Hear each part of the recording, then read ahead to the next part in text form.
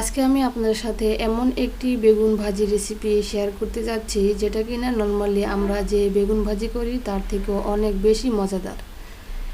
তো খুব সহজভাবে দেখাবো, আশা করছি আপনাদের ভালো লাগবে। তো চলুন দেখে নেওয়া যাক কীভাবে তৈরি করছি আজকের এই রেসিপিটি। এই রেসিপিটির জন্য অবশ্যই বড় সাইজের যে গোল বেগুনগুলো আছে সেগুলি নিতে হবে। এখন এগুলোকে আমি 3 ভাগ করে কেটে নিলাম। কেটে নিয়ে একটি চামচের সাহায্যে এখন মাঝখান থেকে বেগুনের যে অংশগুলো আছে সেগুলোকে আমি তুলে নিচ্ছি। এরকম করে যে কয়টা বেগুনি আমি নেব সেগুলোকে এরকম মাঝখান থেকে তুলে নেব। তুলে নিয়ে একটি ফাঁকা জায়গা তৈরি করে নেব যাতে এখানে আমি ডিমের পুর অ্যাড করতে পারি। এগুলোকে এভাবে আমি করে নিয়েছি। করে নিয়ে এ পর্যায়ে যে ভেতর থেকে যে অংশগুলো আমি বের করলাম সেগুলোকেও আমি কিন্তু ফেলে দেব না, সেগুলোকেও আমি কিউব করে কেটে নিচ্ছি। আর অবশ্যই কিন্তু ধুয়ে পরিষ্কার করে নিতে হবে। এ পর্যায়ে বড় একটি মিক্সিং বোলে আমি অ্যাড করে দেব শুকনো মরিচ। এখানে আমি শুকনো মরিচগুলো জাস্ট তেলে রেখেছিলাম, তেলে ভাজেনি। এখন এগুলোকে আমি হাত দিয়ে ভেঙে নিচ্ছি। ভেঙে নেওয়ার পরে এ পর্যায়ে এখানে আমি অ্যাড করে দেব পেঁয়াজ কুচি। পেঁয়াজ কুচি অ্যাড করে দিয়ে এ পর্যায়ে এখানে আমি অ্যাড করে দেব পরিমাণ মতো লবণ। আর লবণের টেস্টটা কিন্তু অবশ্যই আপনাদের স্বাদ অনুযায়ী দিয়ে নেবেন। অসম্ভব মজার একটি বেগুন ভাজা রেসিপি, নর্মালি বেগুন ভাজার থেকে অনেক বেশি মজাদার। তো লবণ অ্যাড করে নিয়ে এ পর্যায়ে এখানে আমি অ্যাড করে দেব সামান্য হলুদের গুঁড়া ও মরিচের গুঁড়া। এখন আমি হলুদের গুঁড়া অ্যাড করে দিচ্ছি। এ পর্যায়ে সামান্য মরিচের গুঁড়া অ্যাড করলাম, যেহেতু এর আগে আমি শুকনো মরিচ নিয়েছি। এখন এগুলোকে আমি জাস্ট একটু মিক্স করে নেব। মিক্স করে নেওয়ার পর এ পর্যায়ে এখানে আমি অ্যাড করে দিচ্ছি ডিম। আর এখানে আমি 2টা ডিম ইউজ করব। আপনারা চাইলে আপনাদের পরিমাণ মতো ডিম নিতে পারেন।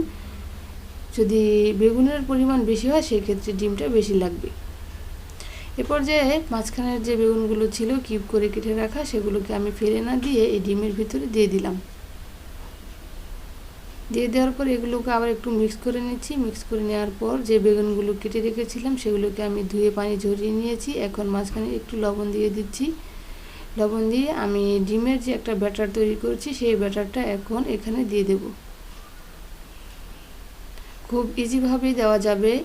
আর এই রেসিপিটা কিন্তু অনেক তাড়াতাড়ি সহজে তৈরি করা যায় এবং খেতে কিন্তু অসম্ভব মজা।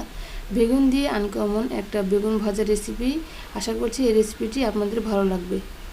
এই রেসিপিটি যদি আপনাদের ভালো লেগে থাকে অবশ্যই কিন্তু আমার চ্যানেলটি সাবস্ক্রাইব করে দেবেন। আর এই ভিডিওটি অবশ্যই না টেনে দেখার চেষ্টা করবেন।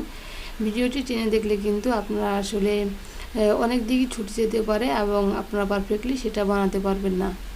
তো এইভাবে আমি পর্যায়ক্রমে ডিমের যে ব্যাটারটা ছিল সেগুলো এই বেগুনের ভিতরে দিয়ে দিচ্ছি।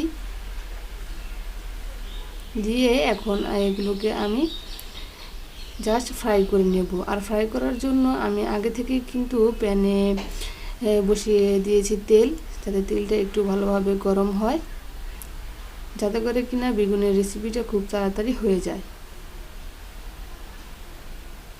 তো পর্যায়ে চলুন আমরা এই বেগুনের গুলোকে ভেজে নিই। তো আমি ভেজে নেওয়ার জন্য এখানে দিয়ে দিচ্ছি। নর্মালি আমরা যেভাবে ভাজি সেভাবে আমরা এখন এই বেগুনগুলো ভেজে নেব।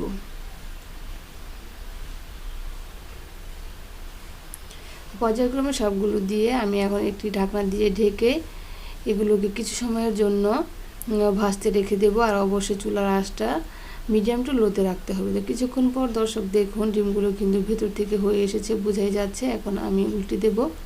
উল্টে দিয়ে অপর পাশটাও যেন ভালোভাবে হয়ে যায় সেজন্য আমি ওয়েট করব আরও কিছু সময়। আরও কিছু সময় ওয়েট করার পরই তৈরি হয়ে যাবে কিন্তু বেগুনের এই মজাদার রেসিপিটি।